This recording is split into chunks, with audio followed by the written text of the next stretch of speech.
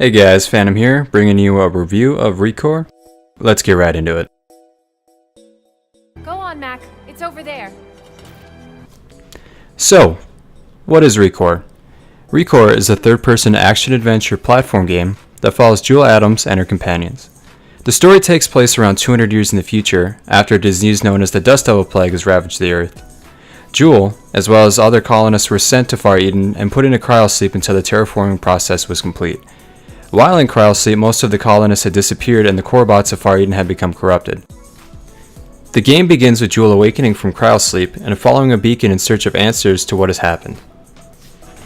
Alright, I like to start things off with positivity, so let's go ahead and start off with the pros. First is the story. If my quick overview of the game hasn't interested you enough already, well, there's a pretty big plot twist that gets foreshadowed about halfway through the game, and it's a good one. No story spoilers here though. On top of that, there's mini-bosses. Everybody loves mini-bosses, right? Now, much like Fallout 4 and Ratchet & Clank, Recore gives you companions to tag along and help out throughout your journey. In Recore, these companions are called core bots, and you have 3 different core bots that you can acquire within the game. The first being the starting companion Mac. Now, each core bot has a specific frame, which gives it their appearance and also ability. For example, Mac's starting frame is called the Canine, being that he looks like a dog. Playful and good at finding things, which happens to be his ability. Now, notice I said starting frame. Some of the core bots have more than one frame, allowing you to put their core in a different frame and get different ability and stats. The next one you unlock is called Seth, which looks like a spider. His ability is comparable to that of a grapple hook. And the last one you unlock is called Duncan, a gorilla, whose ability is to smash rocks. Alright, let's talk exploration. So, we know the game takes place on Far Eden, but what is there to do? Firstly, if you're the kind of person that likes collectibles, those come in the form of audio logs, and there's a few other hidden secrets that you can find throughout the game. Aside from collectibles, there's also puzzles that you can solve and dungeons that you can find. And these give you things like upgrades for your companions as well as the in-game currency used to upgrade them. One thing I really enjoyed about the game was the movement, and oh boy was it smooth. The game allows you to double jump, boost side to side, as well as back and forth. The only thing missing was some type of transportation, as the main character doesn't move extremely fast and the game is semi-open world, but there are things like fast travel, so it's not too big of a deal. Next brings us to dungeons. In this game there are 3 types. You have adventure, traversal, and arena. Adventure is simply exploring the dungeon. Traversal will have you testing your agility, and arena will have you fighting lots of enemies in a small space. Yeah, not my favorite of the 3. Also, in dungeons you get an item needed to progress in the game called a prismatic core.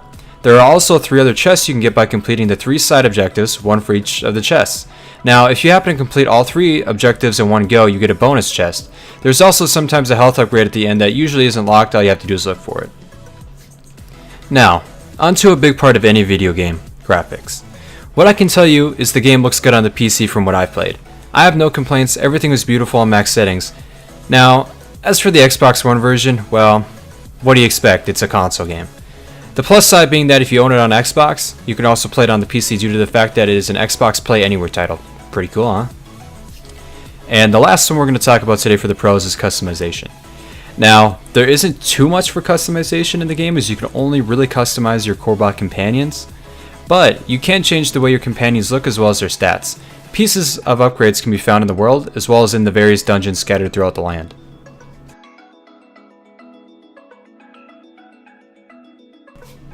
Okay, we've talked about what I liked in the game. Now let's talk about the other stuff. One of the things I felt really wore down the game for me was the combat system. There's only one weapon in the game, but they try to mask this by adding color attachments to the gun. Each color will do more damage to an enemy of the same color, so while you're already dodging the many enemies you're already fighting, you have to worry about changing the weapon color to be more effective. Not only that, but if you get hit by a certain attack like electricity, the game forces you to move the analog stick or mash a button to get unstuck to be able to continue the fight. So, even though the game looks really good graphics wise, there's not much diversity. Far Eden is just a big desert planet, and it keeps this theme all the way through. The only relief you get from this is the various dungeons, which are essentially just caves. So, in short, you get a desert and caves. Yeah, I was hoping for a bit more too. Okay. Let's talk load times. Now, if you're playing the game on the PC with an SSD, you're fine. I never got load times over 15 seconds, but if you're on the Xbox One, that's a different story. Load times for some people took as long as 2 minutes. Now, the developers have acknowledged the issue and are working on a fix, so we'll have to see if it helps. Of everything I've mentioned so far, the thing that frustrated me the most was the locked story content. What I mean by this is to continue into some parts of the story, you needed to go back and find the hidden prismatic cores or go back to dungeons to get enough to open a door to continue on. Now, it's not too bad for most of the game, but by the end of the game I only had 19, and to actually get the end cutscene, you needed to collect a total of 45 prismatic cores. That's more than double what I had acquired through the entire game. Unfortunately, I enjoyed playing the game, but not enough to go back and grind for hours just to get the cores for the cutscene. So, instead of doing that for the cutscene, I just got the video and beat the final boss and then put that at the end. Yeah, I was a little bit salty about it, but what can you do? The last thing I want to talk about is the length of the game. If you take away doing all the repetitive things that the game forces you to do to move on, you're looking at about a 2 to 3 hour game. Not even kidding.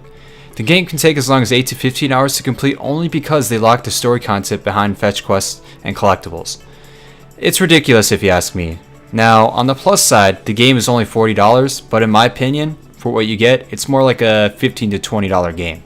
So, with all that being said, what's my final score for the game?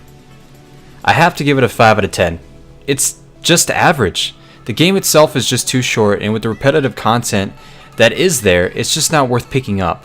But if you still want to play the game, I recommend maybe waiting till the price drops, but even then, there's really not much there.